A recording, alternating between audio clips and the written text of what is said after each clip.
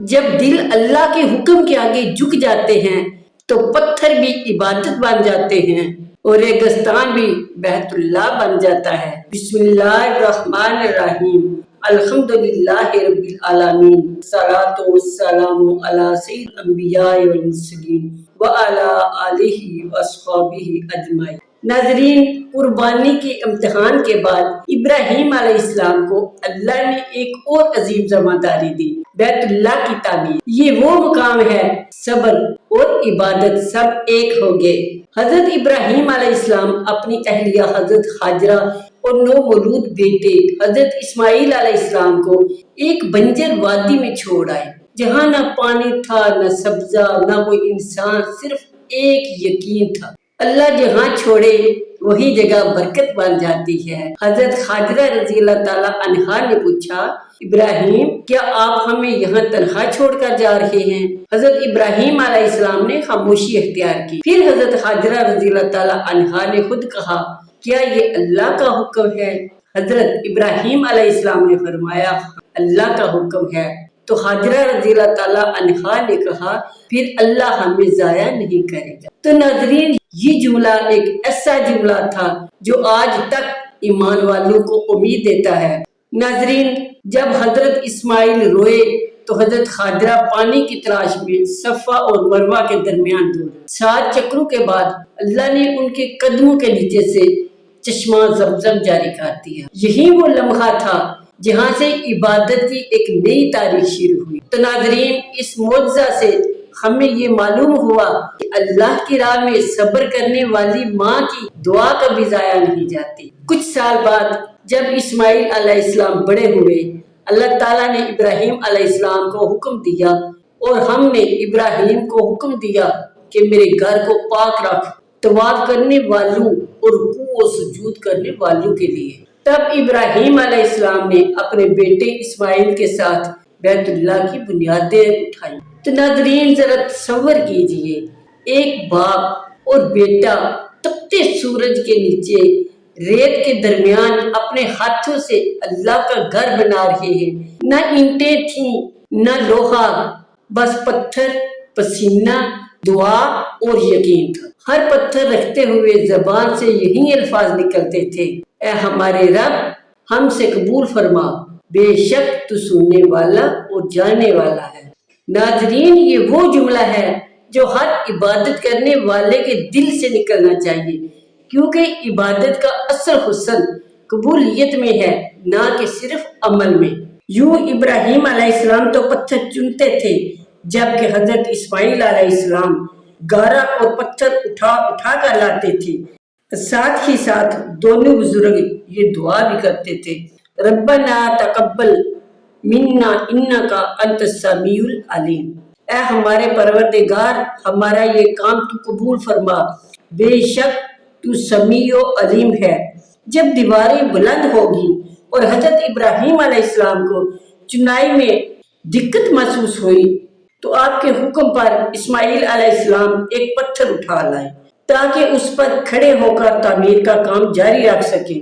قدرت خدا بندی سے یہ پتھر خود بخود تعمیر کے مطابق آگے بڑھتا جاتا تھا اور ضرورت کے مطابق بلند ہوتا جاتا تھا۔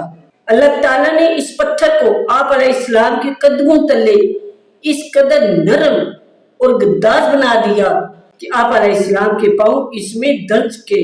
تعمیر مکمل ہونے کے بعد آپ نے اس پتھر کو خانہ کعبہ کے دروازہ میں نصب فرما دیا تھا۔ اسی پتھر کا نام مقام ابراہیم ہے، اور یہ آج کل صحن حرم میں خانہ کعبہ کے دروازے کے سامنے نصب ہے، اور اس کے گردا گرد سنہری جالی سی لگا دی گئی ہے، جس کے اندر جھانک کر آج بھی آپ علیہ السلام کے نشانات قدم کی زیارت کی جا سکتی ہے۔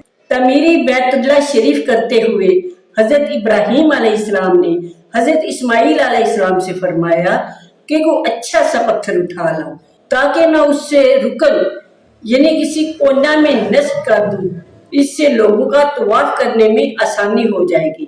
تو حضرت اسماعیل علیہ السلام کسی اعلیٰ پتھر کی تلاش میں سامنے کے پہاڑ کوہ ابی قبیس کی طرف گئے۔ بعض روایتوں میں ہے جبل ابو قبیس نے خود پکار کے کہا تھا، کہ وہ امانت میرے پاس ہے، لے جاؤ۔ اور یہ بھی مروی ہے کہ اس پتھر کی نشاندہی جبریل امین علیہ السلام نے کی تھی۔ الغرض حضرت اسماعیل علیہ السلام وہ پتھر اٹھا لائے جسے حجر اسود کہا جاتا ہے، اور زائرین کعبہ عقیدت و احترام سے جس کے بوسے لیتی ہیں، اور حضرت ابراہیم علیہ السلام نے اس پتھر کو بیت اللہ شریف کے ایک کونے میں نصب کر دیا تھا۔ تعمیری کعبہ مکمل ہوئی تو حضرت ابراہیم علیہ السلام نے اللہ تعالیٰ کی حکم سے جبل ابو قبیس پر کھڑے ہو کر قیامت تک آنے والے لوگوں کو مخاطب کر کے با آواز بلند ارشاد فرمایا، اے لوگو، بے شک اللہ تعالیٰ نے تمہارے لیے گھر بنا دیا اور تمہیں اس کے حج و زیارت کے لیے بلایا ہے، بس تم لوگ آ جاؤ۔ پھر ابراہیم و اسماعیل علیہ السلام اور آپ پر ایمان لانے والوں نے بیت اللہ کا حج کیا، یعنی عرفات و منا کے قربانی کی اور طواف کیا۔ بعد ازاں ابراہیم علیہ السلام واپس ملک شام چلے گئے، پھر ہر سال حج کے لیے تشریف لاتے رہے، اور وہ پتھر بعد میں مقام ابراہیم بن گیا، جہاں آج بھی امت محمد صلی اللہ علیہ وآلہ وسلم نماز پڑھتی ہے۔ یہ مقام ہمیں یاد دلاتا ہے کہ جس نے اللہ کے لیے محنت کی، اللہ نے اس کا نشان ہمیشہ کے لیے باقی رکھا۔ تعمیر مکمل ہونے کے بعد ابراہیم علیہ السلام نے صرف اپنے لیے نہیں بلکہ آنے والی امت محمد صلی اللہ علیہ وآلہ وسلم کے لیے دعا کی، اے ہمارے رب، ان میں ایک رسول بھیج جو ان پر تیری آیات تلاوت کرے۔